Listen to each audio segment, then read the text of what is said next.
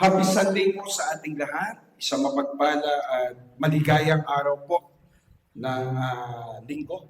And today po is last Sunday for the month of February. Ang bilis po. Ang bilis ng buwan. And susunod po is Marso na. So ilang buwan naman ay parang kailan lang, katatapos lang ng Pasko, no? So Christmas na. So ayan, good morning po. Pakibati po yung bawat isa. Pakibati yung mga katabi natin, mga new faces po. Ayan po, ayan. May mga bago po ba? Morning, Kuya Doy. Morning. So ayan po, welcome po. Welcome po natin yung ating pong bisita, si Ate Rohan and Ate Gina. So, pwede po kayo tumayo para po mas ma-recognize. Ayan. So, ayan po, purihin po, Lord. So, salamat po. Sila po yung nakasama din natin kahapon sa ating pong morning prayer. And prayer po namin, hindi po ito yung una't huli na tayo po yung magkakasama sa pagpupuli sa Panginoon. So, welcome po kayo sa ating pong pamilya po sa GFWMC po. So, ayan po. Salamat po sa Lord. So, ayan. Meron pa po ba? Meron po bang mga bisita po? Welcome natin si Tantan. Nandito po. Kuya, welcome. Ayan. So, and of course, happy birthday po sa mga mag-birthday today o nag-birthday na, belated and advance happy birthday po. Sila na po kahapon, ayun, si Nina. But anyway po, ayan. Para po sa last message po natin, for the month of February po, doon po sa ating series, Standing Firm in a Shaken World. Ano po yung first lesson natin? First message po natin o lesson, ano po yung first? When the world is shaken, God is still in control. Tandaan po natin na kahit magkagulo ang mundo, still, kontrolado po ng ating Panginoon ang lahat. Even ang buhay po natin. Amen? And the second po, for the second week, ano ba yung pinag-usapan natin? Let us live holy kahit na po magulo. Amen? Kahit na po nagkakagulo ang paligid, panindigan po natin that we are Christian. And last Sunday, ano ba yung pinag-usapan natin last Sunday? Unity in a divided, kahit na po nagkakagulo, tayo as a church, as a believer, we need to stand dun sa ating pong pagkakaisa bilang mananampalataya. And for the last message po, for our series, ang ating pong pag-uusapan is shining as light in the dark times. So, if we will look around, o kung ating pong pupunahin at papansinin ang ating pong paligid, sadya pong may kadiliman. Amen? Sadya pong madilim. Ibig sabihin, magulo, may suliranin, may problema, and higit sa lahat, makikita natin na talagang talamak na. If we will look in our social media, if we will look in our politics, in our government, even sa school, even sa trabaho, even inside the family, and even inside the church, there is always a problem. But sa kabila po ng lahat ng ito, maganda po na makita natin mga kapatid, mga minamahal kay Kristo, we need to stand na tayo po ay mag-serve as a light. Amen? Because yun po ang tinawag sa atin ng Panginoon. Hindi po sinabi ng Lord na tayo po ay maging, kundi you are the light of this world. Tingnan po natin yung ating passage. Please open your Bible in the book of Matthew chapter 5, verse 14 to 16. Sabi po ng NASB,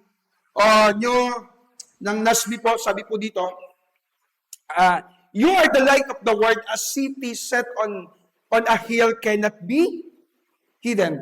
Verse 15, Lord, the people light a lamp and put it under a basket, but on the lampstand it gives light to all who are in the house. Verse 16, pwede po bang sabay-sabay tayo in verse 16? 1, 2, 3.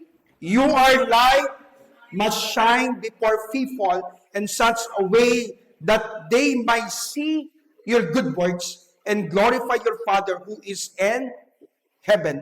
Tingnan po natin in Philippians chapter 2, verse 14 to 16. Ano po sabi ni Pablo? Do all things without complaining or argument. Verse 15.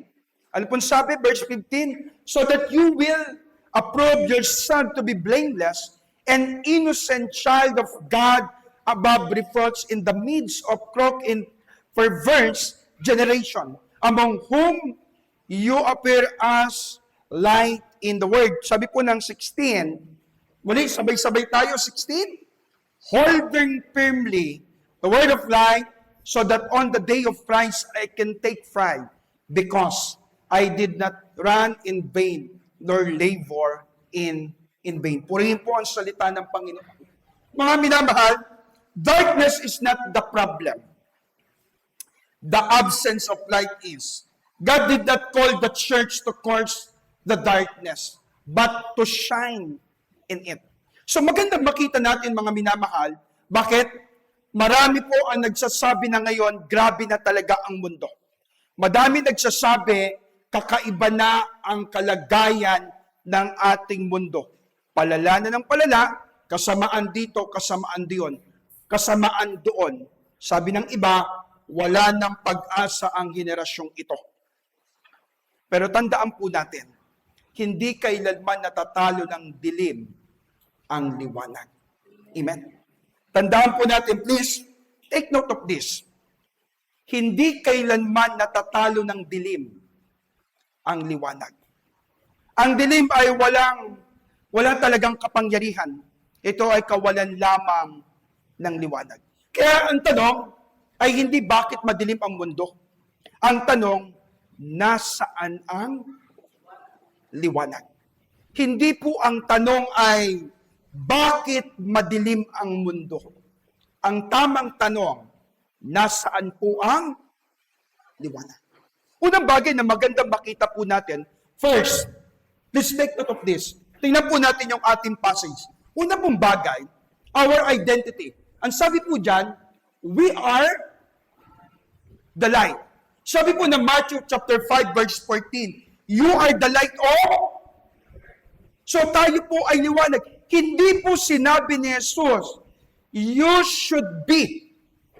Tandaan po natin, please take note of this. Hindi po sinabi ng ating Panginoon, you should be. Or you will become. You will become. Tingnan po natin, ano pong sinabi niyan? Kundi ang sinabi po ng Panginoon, you are. Diba? Ang sinabi po diyan, ikaw. Sabihin niyo sa katabi mo, ikaw yung liwanag. Amen? Hindi po sinabi, you should be. You will become. Ang sinabi po, you are. So, ibig sabihin tayo. Ang tinatawag po, it address, una, to the church. Second, ito po ay address saan? Sa atin. Una, ang tinutukoy po ng passage at ng writer at sinabi ni Jesus, ang iglesia ay dapat maging o dapat talaga. Dapat ang iglesia ay liwanag. And second, yung mga believers. Tatandaan po natin, ang church o ang iglesia po ay hindi po nakatuon dun sa structure. Second, hindi po nakatuon dun sa building. Ang sinasabi pong church ay ikaw. Because ikaw ang iglesia ng Panginoon. Amen? Kaya sabi niya, hindi sinabi ni Jesus, you should be or you will become. Kundi ang sinabi po ng Panginoon, you are the light. So ang liwanag ay hindi reward. Ito ay identity. Amen. So we need to understand, hindi po reward. Ang liwanag po ay hindi reward. It is our identity. Dahil si Kristo mismo ang light at tayo ay nasa Kanya. We don't shine by effort. We shine by connection. Amen. Kahit anong gawin po natin, hindi tayo magliliwanag. Kahit anong sigasig, kahit anong effort na gawin natin, hindi tayo magsashine. Kahit anong spotlight ang itutok sa atin, hindi tayo magsashine. Ulitin ko po. We don't shine by effort. We shine by connection sa ating pong Panginoon. Unless you are connected to the Lord, magsashine ka sa Panginoon. Magliliwanag ka kay Kristo. Amen?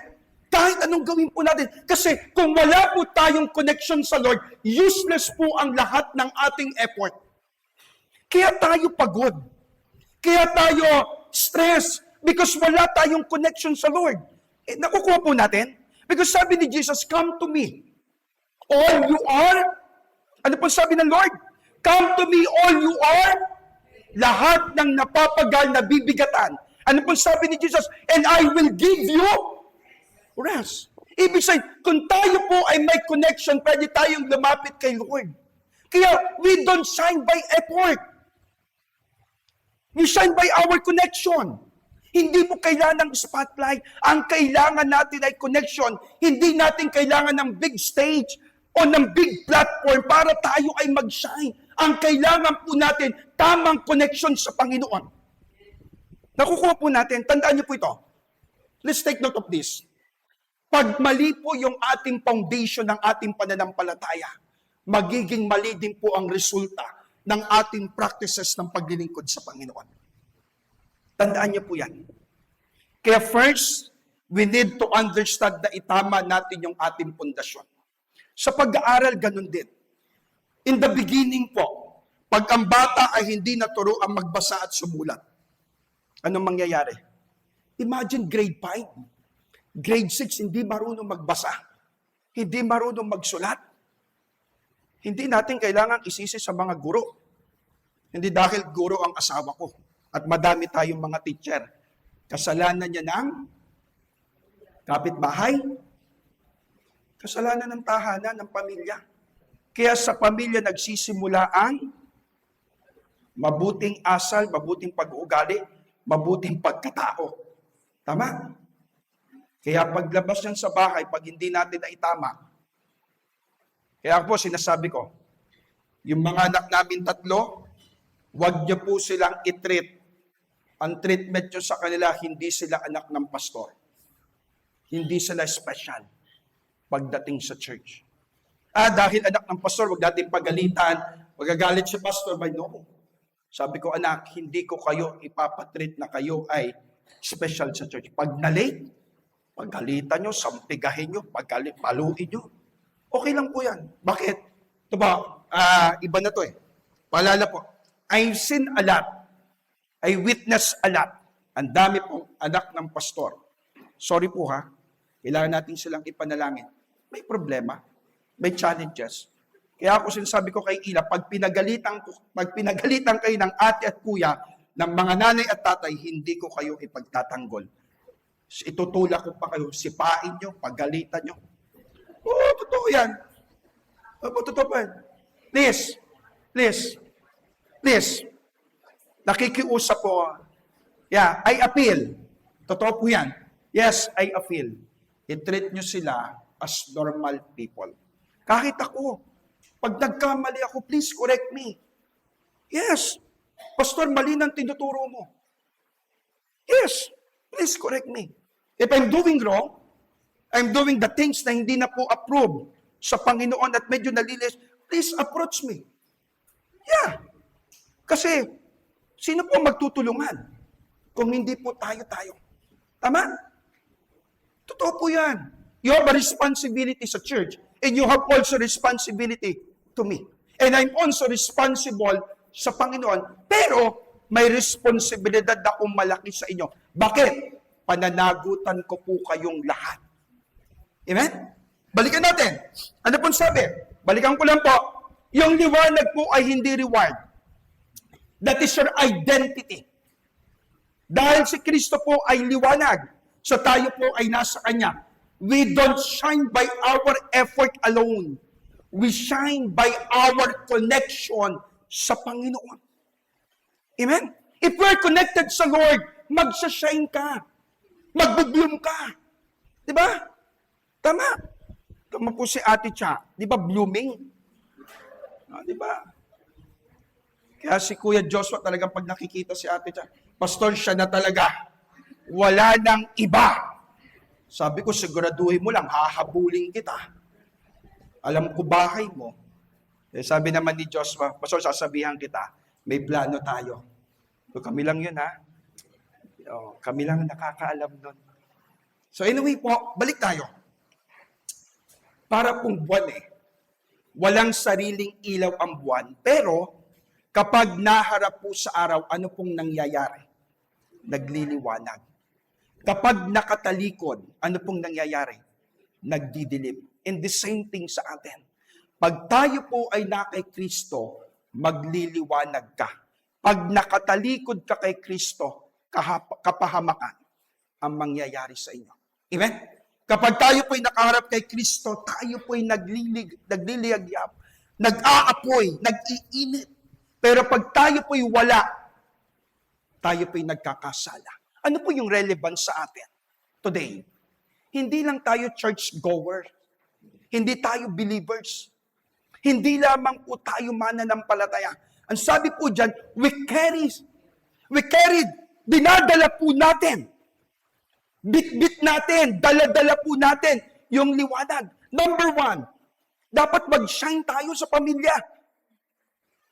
Sa trabaho, sa eskwelahan, makilala ka na ikaw ay mananampalataya.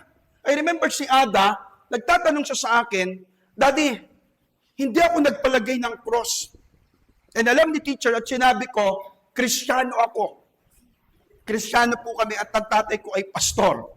So sabi niya, Daddy, hindi ako talaga nagpalagay. And nakakatuwa, meron kaming 4 kami sa loob ng classroom. Kailangan mag-shine sa community. Kumusta tayo? So, 4 na bagay. Una, number 1, sa pamilya, kumusta ka? As a Christian in the family. Sa trabaho, alam ba nila, alam ng ka-office mate mo that you're a worship leader? Hindi, kasi ang pinapakinggan mo ay worldly. And yet, pagdating ng Sunday, you are singing. Eskwelahan. Ano ginagawa natin? In our community, alam ba ng mga kapitbahay natin? Alam ba nila? Alam ba nila na ikaw ay pastor? Alam ba nila na ikaw ay mananampalataya? So, tandaan po natin, what is the relevance sa panahon po natin ngayon? Hindi lang tayo church-goers. Hindi lang tayo believers. We carried, dala-dala po natin yung light. Dapat dala-dala natin. So, ano pong pinapaalala sa atin? Your light may be the only Bible other will ever read. Yun po ang dapat nating maintindihan ngayon. Hindi na po nagbabasa ang tao. Tama? Tamad na pong magbasa. To be honest, di ba? Nalilimutan na natin. Hindi na natin nabubuklat. But your life may be the only Bible others will ever read. Amen? Yun ang dapat. Kahit hindi magbasa yung kapwa mo, pag nakita ka, nababasa nila yung the whole Bible from Genesis to Revelation because they see, they saw, they witness yung katotohanan that you are living, na kayo ay namumuhay saan? Sa salita po ng Panginoon. Kaya, your life may be the only Bible other will ever read. Amen. Nakukuha po natin. So kahit anong gawin natin, hindi na po Iba na Iba na yung buhay. But if they see, they witness your life, makikita nila. Totoo ang sinasabi ng Panginoon sa taong ito. Your life may be the only Bible other will ever read. Pag nakita nila yung buhay mo, mabibless sila, hindi ka pa nagsasalita. Because the light is shining upon your life. Amen? Second thing, ano pong sinasabi? Pangalawang bagay. Ano pong sabi diyan? Our responsibility. Your life must be visible. Ano pong sabi ng Matthew 15? Sabi ng Matthew 15, nor do people light a lamp and put it under a basket, but on the lampstand, and it gives light to all who are in the house. Ano po pinapaalala sa atin? Our responsibility as a believer, light must be visible. Hindi dapat nakatago. Yung buhay po natin, hindi dapat nakatago. Light that is hidden is wasted. Jesus assured, light must be shine. Light must be seen. Dapat nakikita. Amen? Dapat nahahayag. Imagine, tayo pa ang nahihiya. Pinagkakalandakan ng mundong ito ang kasalanan, ang kawalang hiyaan. Pero tayo nahihiya. na pag-usapan yung mga bagay na ukol sa ikabubuti at ikauunlad ng ating pananampalataya. Pero ang mundo, pinag-uusapan kalaswaan, kawalang hiyaan, walang kakwenta-kwentang bagay, hindi tayo nahihiya. Ilan yung naging ganito mo, ilan yung naging syota mo, pinag-uusapan, di ba? Tuwan-tuwa tayo. Pag pinag-usapan yung mga buhay-buhay, ligayang-ligaya tayo. Yung pag-ibig, kailan ka sinagot? Pero pag pinag-usapan yung fellowship, yung Word of God, hiyang-hiya tayong magbahagi. Do you ever think of this? Nagiging aware po ba tayo? Di ba? Christianity was never meant to be private only. It is a personal, but not a secret. Amen? Yung pananampalataya po natin, hindi dapat nakatago. Amen? Dapat hayag. If you are a Christian, live it. If you are born again, worship God. Amen?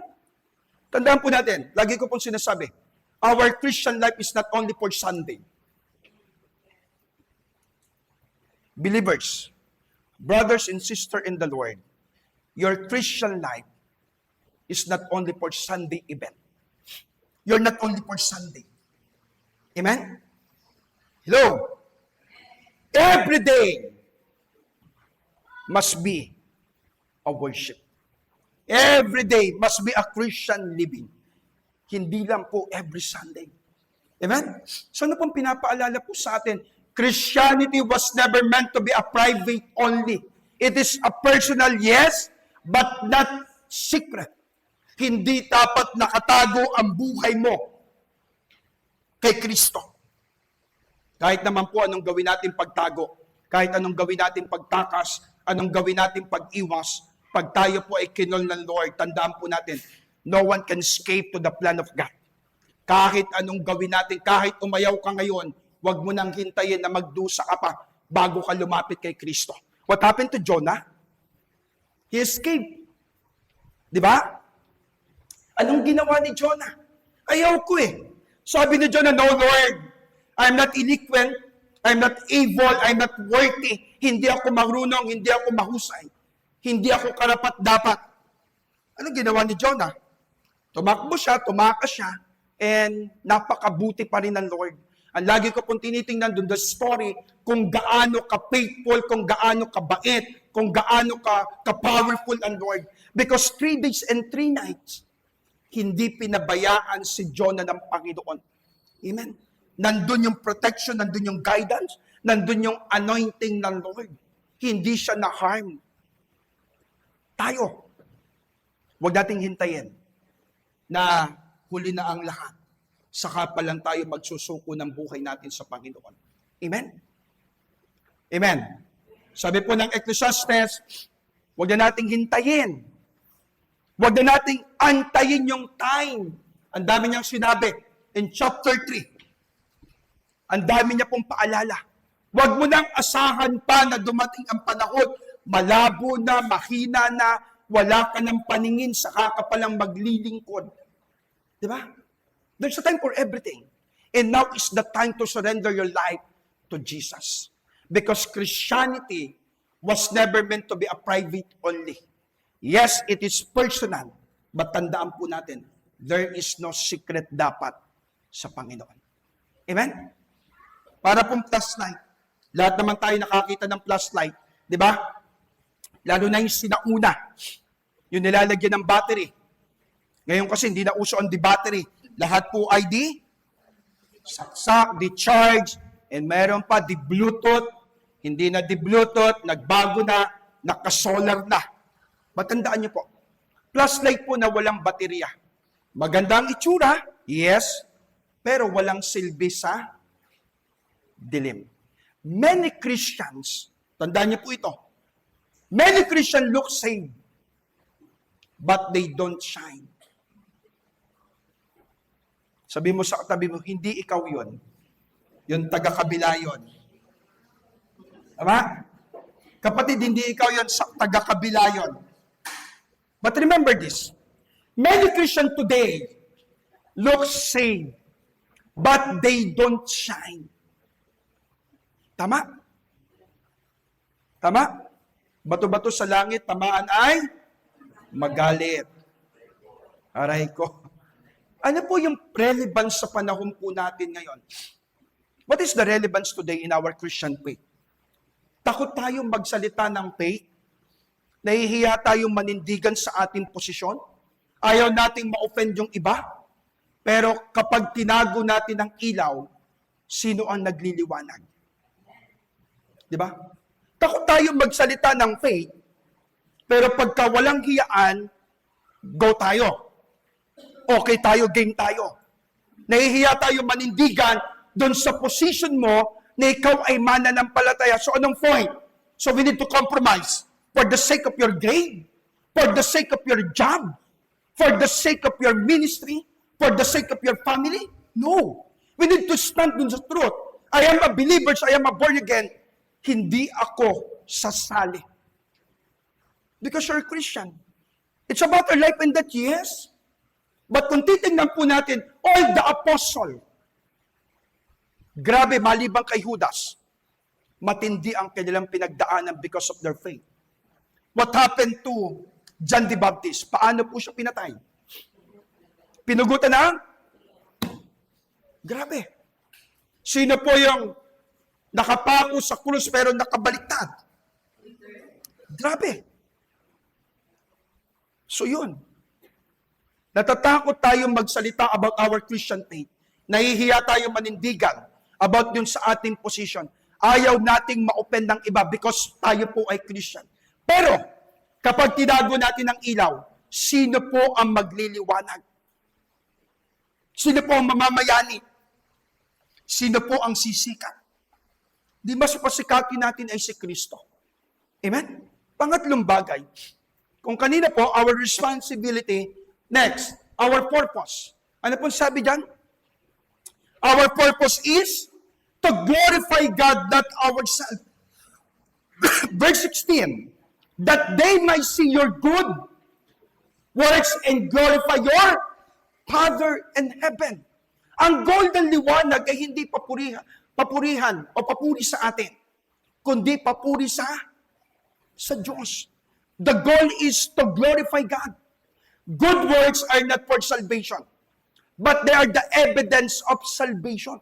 Tandaan po natin, bago po tayo gumawa, bago po tayo maglingkod, we need to understand first, ikaw muna ay na-born again. Nagkaroon muna ng restoration. Nagkaroon muna ng redemption. Nagkaroon muna ng pagsasaayos. Amen? Kaya po, ang dapat nating maintindihan, ang sabi po kasi ng Ephesians chapter 2, verse 8 and 9, it is by grace you have been saved through faith. It is not o hindi ito dahil sa mabubuti mong gawa. It is the gift. Regalo nga po ibig sabihin. Pag regalo, wala pa tayong ginagawa, ibinigay na po sa iyo. Wala ka pang hinihiling. Kaya good works are not for salvation, but they are the evidence of your salvation. Yung ating pong paglilingkod, yung ating pagbibigay, yung ating commitment, yung ating sacrifices, that is the evidence of our salvation sa Panginoon. Amen? So hindi tayo gumagawa just to earn or for salvation. We are doing this because niligtas tayo ng Panginoon. We're saved. Amen? Parang ilaw sa entablado po. Hindi ito pinapansin ang sarili, kundi tinututok sa iba. Ang liwanag ng Christian life ay tumuturo palagi po kay Kristo. Hindi po sa atin. Hindi po laging tayo. Ang spotlight po ay hindi para sa atin. Ito po ay para kay Kristo. Our purpose is to glorify the Lord. So ano po yung relevance sa buhay natin? What is the relevance in our Christian life? Our lifestyle should be point people to Christ. First, your lifestyle should be point people to Christ. Dapat nakikita.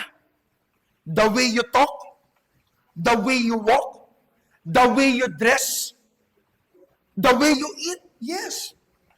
Kasama yan. Because sabi ng Bible, whatever you do it for the glory of God. Ibig sabihin, dapat yung buhay natin, Sa pananamit dapat maayos. Dapat nakikitaan ka na magiging maayos. Huwag mong hayaan na yung kapwa mo ay magkasala. Di ba? Pasintables sa mga kadalagahan, sa mga binibini po natin, I admire you, the way you act, the way you dress, but please, huwag mong hintayin na ang kaaway ay makagawa ng kasalanan sa pamamagitan mo. Huwag mong hintayin na ang kapwa mo ay magkasala. You should first protect your Christian faith. Amen? Ayos. Kung gusto mong irespeto ka, magpakaayos ka. Tama? Second, our attitude should reflect Christ. Nakikitaan ba tayo ng karakter ng ating Panginoon? Nakikitaan ba tayo ng pag-uugali na merong kabutihang asal? How response? Paano tayo magsalita? Paano tayo makipag-usap? Paano tayo paggalit? Yes, okay lang pong magalit, but ang sabi ng Bible, okay lang magalit, but wag na wag kang magkakasala. Dahil ang galit ay nagdudulot ng matinding kasalanan sa puso ng bawat isa sa atin. Our response in trial should be honor Christ. Pag tayo po ay namomroblema, pag tayo po ay nasa suffering, nagre-reflect sana yung kabutihan ng Panginoon. When people see Christ in us, they glorify God. Amen? I praise the Lord sa buhay ni kapatid. I praise the Lord sa buhay ng ating song leader. Nakita ko kung paano kumilos ang Diyos. Hindi at sasabihin, walang hiya talaga yan. Plastic talaga yan. Nakakadiri, nakakasuka. Ang pangit, di ba? Pag nagkita-kita tayo, anong lumalabas? Kung merong kaliwa o kanan, iiwas. Dapat excited. Amen? Kaya mahalaga din sa worship natin. Nagbabatean, nagkakamayan, di ba? Kapatid, salamat naririto ka. Kapatid, salamat you are present today. Salamat kapatid, tayo magpupuri sa Panginoon. When people see Christ in us, they glorify God. Ano yung challenge? Panghuli, our challenge. Ano po yung challenge sa atin? Shining in a corrupt generation. Yes, nilagay ko po yung corrupt. Bakit? Magulo na po eh. There's a corruption. May pagnanakaw. Yes. May kaguluhan. Bakit? Ninanakawan tayo eh. That literally sa pera, but ninanakaw yung ating oras. Di ba? How much we give time to the Lord?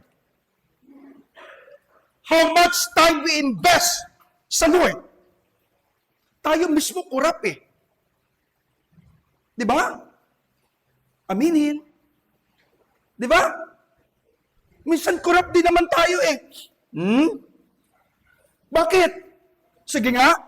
How much we give time to the Lord? How much we invest to the Lord? How much we give to the Lord? Dinadaya nga natin ang Panginoon eh. Di ba? Ano ang batas ng Lord? Give the 10% of your tithes and offering. Pero magkano binibigay natin sa Lord? Minsan hap-hap. Minsan tira-tira. Minsan wala na nga eh. Pag sinabi pong 10%, ang 10% is not confined dun sa financial o dun sa money. How about your time? Ilang percento ang para kay Lord? Your ministry.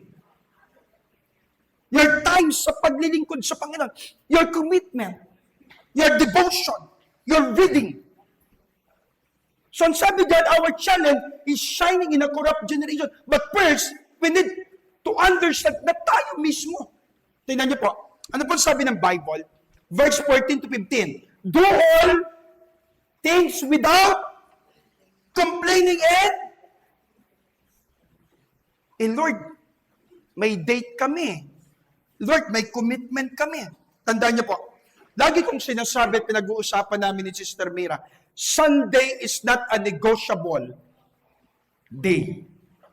Para po sa akin, and dapat para sa ating lahat, Sunday is a special day. Para sa atin. Amen? Are you excited to be with us today? Are you excited to be with us today? Hindi nga. Hindi nga. Totoo? Magkape tayo mamaya? Mag-date tayo mamaya? Kamu hindi naman eh. Why? Brothers and sisters, Sunday, yes, it is our corporate worship sa Panginoon. Sama-sama tayo, fellowship tayo, palakasan tayo. But please, don't forget your personal worship sa Panginoon. Amen? Kung meron pong corporate, you must elevate, you must cultivate your personal worship sa Panginoon. Because sabi ng Bible, do all things without complaining. Bakit? Ano po ang sinasabi ni Paul? Paul is described at the word as kura. For verse. Yet, he say, shine as light. Kahit na po may kaguluhan, may pag-uusig, may digmaan, ang sabi po ni Pablo, shine as light. Magliwanag. Hindi po sinabi, tayo po ay tumakas. Isolate. Ulitin ko po. Ang sabi po ni Pablo, shine as light. Magningning ka. Nasaan ka man. Hindi po sinabi ni Pablo, escape o isolate. Kundi ang sinabi niya, shine in the word. Sa mundo. Magningning ka. Amen? Hindi po natin kailangan takasan. Kasi okay lang, kasi ganyan naman talaga sila. Sige lang, bahala na kayo. Sige lang, kayo-kayo na lang. Hindi po ganoon. Kaya po maganda pinapakita dyan, ang sinabi dyan, shine in the word sa mundo pong ito. Para pong diamante. Mas lalong nagliliwanag kapag nasa dilim. Nasa itim na tela, ilagay nyo po. Mas magniningning. Di ba? Ano pinapaalala sa atin? The darker the background, the brighter the light. Ano po yung relevance? Ano po yung mensahe sa buhay natin bilang mananampalataya? One of the strongest light today is not complaining. One of the strongest light today na pwede po nating makamit, yung tinatawag pong no complaining. Bato-bato sa langit, tamaan ay huwag magalit. Yung mga anak natin, mga bata natin, yung mga generation, ang daming complain.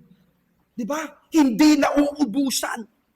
Kung babalik kayo dun sa era, panahon namin ni na Kuya Albert, ni na Kuya Vern, bata pa naman ako, 30s lang naman ako. Maliligo ka? Ilang oras ang lalakarin? Ngayon, magsasaing lang, tamad na tamad. Pipindutin na lang yung faucet. Ikiklik na lang yung rice cooker. Ako naririndi na din ako minsan eh. Bibili na po ako ng tawag po dito, dahon ng saging. Para pagkatapos kumain, tapon. Kinainan ng umaga, pagdating ko ng gabi, nandun pa si hugasin. Sabi ko, next time wala nang kakain. Magutom kayo. Kakain kami ni mami mo sa labas. Sabi nung tatlo, sama kami. Sabi ni nanay, kasama din ako. Complaining. Pag inuutusan, mamaya na, saglit lang. Kaya lagi yung mga bata parang baka, parang kambing, parang mga ibon. Pero pag hihingi, ang bilis. No murmuring. No bitterness. A joyful Christian is a powerful witness. Ulitin ko po. A joyful Christian is a powerful witness. To be honest, di ba? Pag nakita nyo si Kuya Albert, ano napipicture nyo? Baba, masaya? Pogi? Given na yun. Huwag nyo natin pag-usapan yung kapugian ni Kuya Albert. Given, kaya nga na-inlove si Ate Michelle eh. Pero pag nakikita nyo si Kuya Albert, di ba? Yung vibes, no? Nagpapangiti. Kahit na ang dami-dami niyang inaalalang problema. Because nandun kasi si Christ eh. A joyful Christian is a powerful witness. Amen? Tandaan niyo po yan. Huwag na kayong magpabigat. Di ba? Huwag na tayong dumagdag pa sa problema ng mundo. Di ba? Maging masaya na lang tayo. Kung siya ay masaya doon sa kanyang ginagawa, maging happy tayo. Amen? Panguli, our fuel. Diba? Our fuel. Holding fast to the word of life. Ano po sabi niyan? Philippians chapter 2, verse 16. Ano po sabi? Ano po sabi ng Bible? Holding firmly. Alin po? The word of life. So that on the day of Christ, I can take pride because I did not run in vain, nor labor is in vain. So ito po yung fuel natin. Sabi po dyan, like page when disconnected from power. Tandaan po natin, kung tayo po ay disconnected, kung tayo po ay malayo, magpipaid po ang lahat. Amen? Magbabago po ang lahat. But the word of the Lord fuels the light. Amen? Tandaan po natin, no word, weak light. Pag wala pong salita, weak po tayo. No prayer, dim ang ating pong witness. Amen. Kaya po masaya. O kahapon, maligaya po kami. Naibahagi po ni Ate Shara kung paano tayo makakapag-comfort. So, na-energize, pati po yung pananalangin. Parang ilaw po. Ito, simple lang po. Pag hindi po yan nakaplug sa kuryente, kahit anong ganda ng bumbilyang iyan, kahit anong ganda ng mga socket, even our sound system, even my microphone, pag wala pong power, useless. Connection, sustain, illumination. Amen? Ano po yung relevance? What is the relevance? What is the message today? If we neglect, number one, Bible reading, fellowship, prayer, your light or our light is slowly will become malabo. Amen? If we are disconnected sa church, if we isolate ourselves to the Lord, if we neglect yung ating reading, yung ating prayer, yung ating fellowship, our light is slowly ay lalabo ng lalabo. That's why devotion is not a routine. It is our survival. Amen. Ulitin ko po. That's why devotion is not routine. It is survival. Bakit? Hindi po yan routine. Yan po yung magpo-fuel sa atin. Yan po yung mag-e-energize sa atin. Yan po yung mag-e-empower sa atin. Kaya sabi nyo, if you depart from me, I will depart from you. Ano sabi ng John 15? Ano po sabi ng John 15? If you remain in me, I will remain in you. Ang sabi ng Lord, ask whatever you wish. It will be given o ibibigay sa inyo. Ipagkakaloob ng Ama. But ang sabi ng Bible, if you depart from me. Kaya ang sabi ng Lord, abide. If you remain in me, I will remain in you. Kaya pag tayo po'y nag-isolate, pag tayo po'y lumayo, tumakas tayo. Nawawala din yung grasya. Ano po ang dapat natin maintindihan? Darkness does not overcome light. Light is meant to be seen. Our Christian life or our lifestyle, dapat po marinig sa atin. Makita sa atin. Joy in holiness make us visible. The word keep us, our light burning. So ano po ang dapat natin maintindihan, mga kapatid?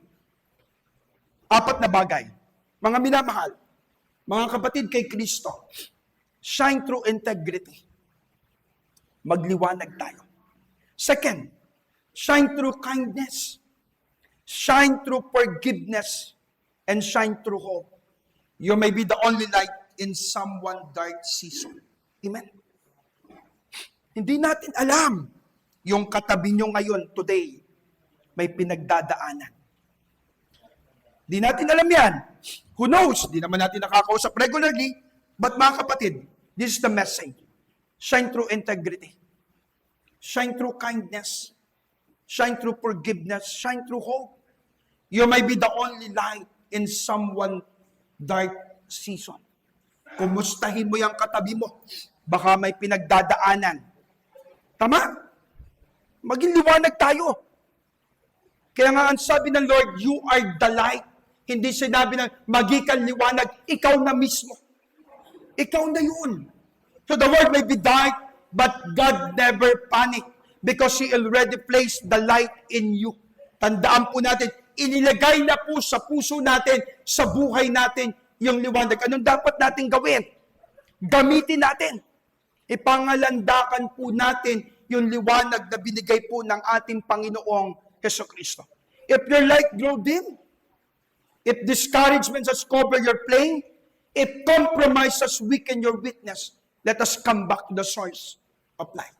Wala pong iba kundi si Kristo. And let your light shine again. Amen. So, 4 na bagay ang dapat po nating mas maunawaan, dapat nating maintindihan, our identity. We are the light. Ikaw na mismo. Second, ano yung pinapaalala sa atin? Ano yung pinapaalala po sa atin? Our purpose. Una po, bago yung ating purpose, our responsibility. Light must be visible. And pangatlo, our purpose is to glorify God. Hindi po tayo maihayag o matanyag ang pangalan po ng ating Panginoon. Our challenge, shining, magliwanag tayo in a corrupt generation. And panghuli, our fuel, holding fast to the word of life. Panghawakan po natin ang salita ng ating Panginoon. And panghuli, tandaan po natin, dapat lagi po tayo nakakapit kay Kristo. Sabi po ng Lord, if we neglect Bible reading, if we neglect prayer, if we neglect our fellowship, our light slowly magigipong madilim. That's why devotion is not a routine. It is survival. Tayo pong lahat ay tumayo. Tayo po'y manalangin kay Kristo.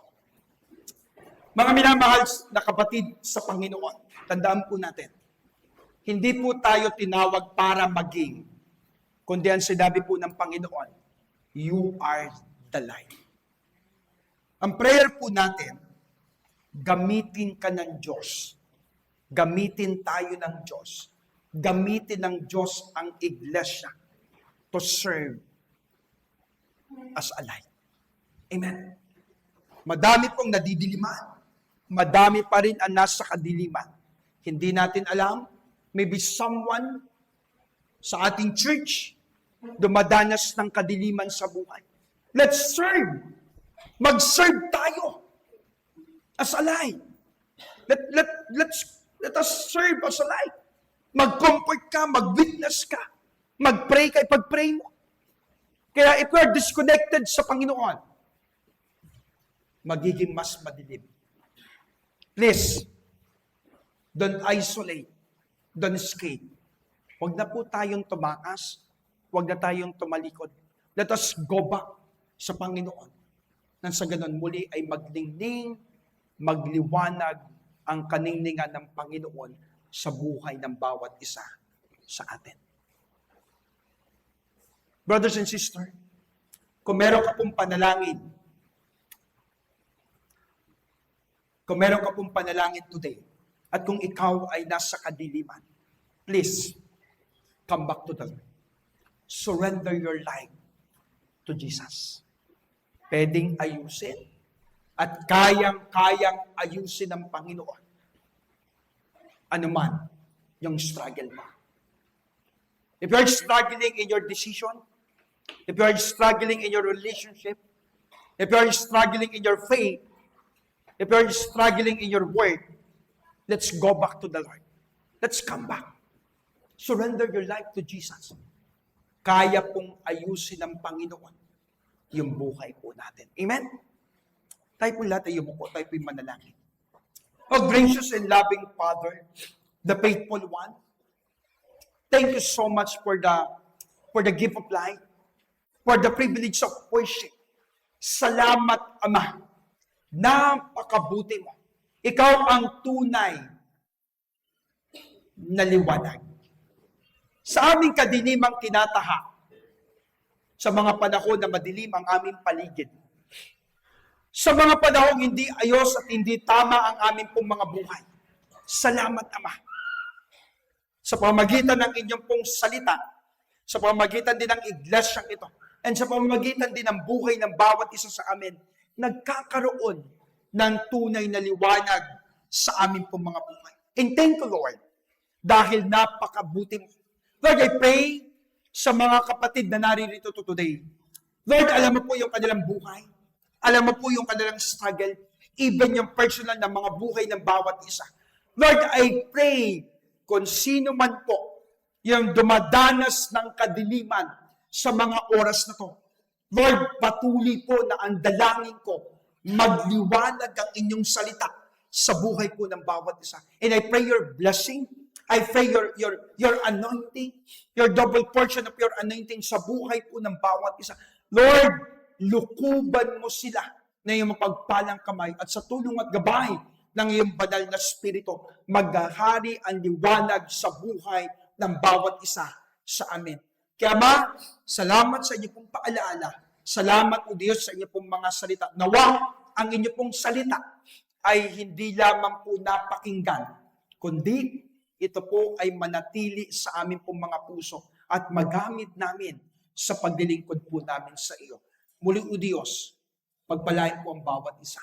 Marami pong salamat. Ito po ang aming nagkakaisang panalangin na merong pasasalamat sa tanging pangalan ng aming Panginoong Kristo. Ang lahat na nagmamahal sa ating Diyos ay magsabi na, Amen. Palakpakan po natin ang Lord. Amen. Thank you for watching. Here at Green Pastures World Mission Church, we are committed to building intimacy with God and His church. We'd love for you to stay connected. Follow us on our social media channels for more uplifting content. See you in our next video, and may you be blessed.